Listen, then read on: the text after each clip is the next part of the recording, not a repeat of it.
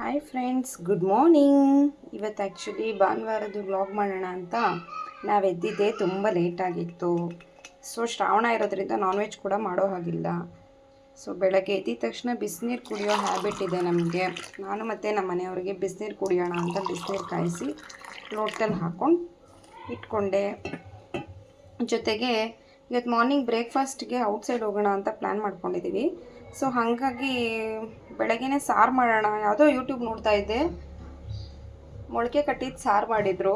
So ನಾನು ಕೂಡ ಕಾಳು ನೆನೆಸಿಟ್ಟಿದ್ದೆ, ನೆನಪಾಯಿತು ಸಡನ್ನಾಗಿ ಸಾರು ಮಾಡೋಣ. ಮಧ್ಯಾಹ್ನಕ್ಕೆ ಬಿಸಿ ಬಿಸಿ ಮೊಳಕೆ ಕಟ್ಟಿದ ಸಾರು, ಮುದ್ದೆ, ರೈಸ್ ಇದ್ದರೆ ತುಂಬ ಚೆನ್ನಾಗಿರುತ್ತೆ. ಜೊತೆಗೆ ಬೇರೆ ನೆನೆ ದೇವಸ್ಥಾನಕ್ಕೆ ಹೋಗಿ ಬಂದ್ವಿ. ತುಂಬ ಕಾಯಿದೆ ಮನೆಯಲ್ಲಿ, ನೋಡಿ ದೇವ್ರ ಕಾಯಿಗಳು ಎಷ್ಟಿದೆ ಅಂತ. ಸೊ ಹಾಗಾಗಿ ಮೊಳಕೆ ಕಟ್ಟಿದ ಸಾರು, ಹುಳಿ ಸಾರು ಮಾಡೋಣ ಅಂತ ಪ್ಲ್ಯಾನ್ ಮಾಡ್ಕೊಂಡಿದ್ದೀನಿ. ಬನ್ನಿ ನೋಡೋಣ ಹೇಗೆ ಮಾಡೋದು ಅಂತ. ಹುಳಿಗಳು ನೋಡಿ ನೆನೆಸಿಟ್ಕೊಂಡಿರೋದು ಮೊಳಕೆ ಬಂದಿದೆ, ಇದನ್ನು ನಾನು ಹಾಕ್ಕೊಂಡಿದ್ದೀನಿ. ಇದಕ್ಕೆ ಒಂದು ಟೊಮೆಟೊ ಹಾಕ್ಕೊತಿದ್ದೀನಿ, ಒಂದು ಹೆಚ್ಚಿಟ್ಟಿರೋ ಈರುಳ್ಳಿ ಹಾಕ್ಕೊತಿದ್ದೀನಿ, ಮತ್ತು 4 ಬೆಳ್ಳುಳ್ಳಿ ಸೇರಿಸ್ಕೊಂಡಿದ್ದೀನಿ, ಒಂದು ಸ್ವಲ್ಪ ಕರ್ಬೇವಿನ ಸೊಪ್ಪು, ಇದಕ್ಕೊಂದು ಇದಕ್ಕೊಂದು 1/4 ಚಮಚ ಅರಿಶಿನ ಹಾಕ್ಕೊತಿದ್ದೀನಿ, ಮತ್ತು ಸ್ವಲ್ಪ ಆಯಿಲ್ ಮಿಕ್ಸ್ ಮಾಡ್ಕೊತಿದ್ದೀನಿ. ಇದಕ್ಕೊಂದು ಗ್ಲಾಸಷ್ಟು ನೀರು ಹಾಕ್ಕೊತಿದ್ದೀನಿ.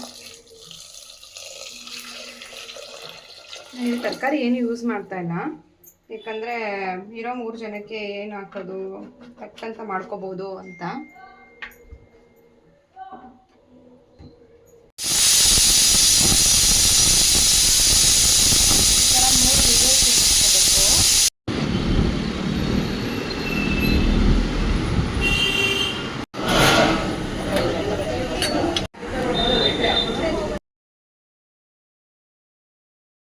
ನಾವು ತಿಂಡಿ ಎಲ್ಲ ಮುಗಿಸಿ ನೀರು ಕುಡಿದು ಈಗ ಟೀ ಕುಡಿಯೋದಕ್ಕೆ ನಮ್ಮ ಪಯಣ.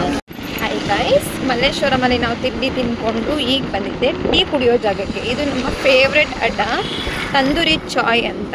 ತುಂಬ ಚೆನ್ನಾಗಿರುತ್ತೆ. ಈ ಸರೌಂಡಿಂಗಲ್ಲಿ ವಾಶ್ರೂಮ್ ಸರ್ಕಲ್ ನಿಯರ್ ಬೈ ಇರೋರು ಬಂದಿದ್ದು ಒಂದ್ಸಲ ಟೇಸ್ಟ್ ಮಾಡಿ, ನಿಮಗೆ ಫುಲ್ ಹ್ಯಾಪಿ ಫೀಲ್ ಆಗುತ್ತೆ. ಈ best tea change our mood.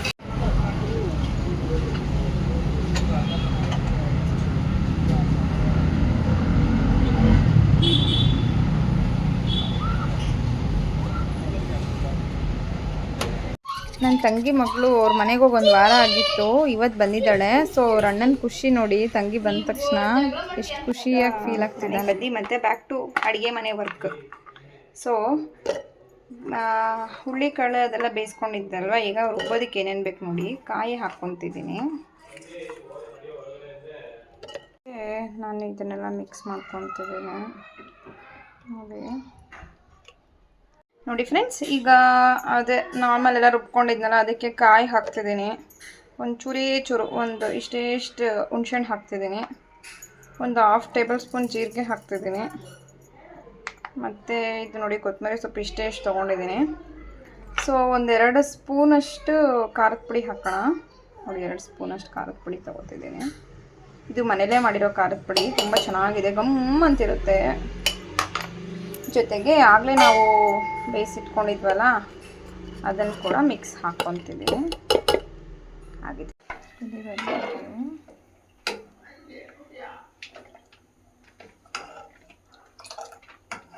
ನಿಮ್ಗೆ ಎಷ್ಟು ಥಿಕ್ನೆಸ್ ಬೇಕೋ ನೋಡ್ಕೊಂಡು ವಾಟರ್ ಆ್ಯಡ್ ಮಾಡ್ಕೊಳ್ಳಿ.